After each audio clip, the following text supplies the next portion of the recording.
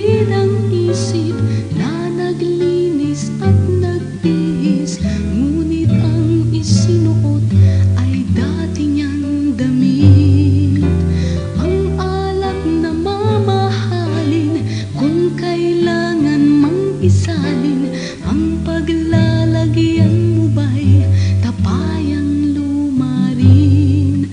Kalimutan mo na ang nakaraan, ngayon'y nakalaan ang buhay mo sa ating Panginoon.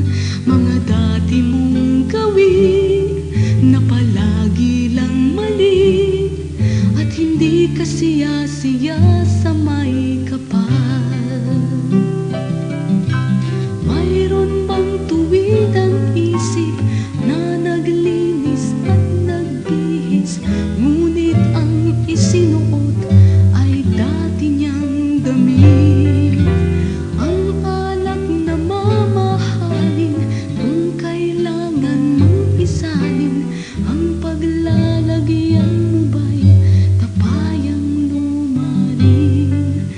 Kung noon ang naghahari ay galit, ngayon ang kapalit pag-ibig na nanggagaling kay Jesus.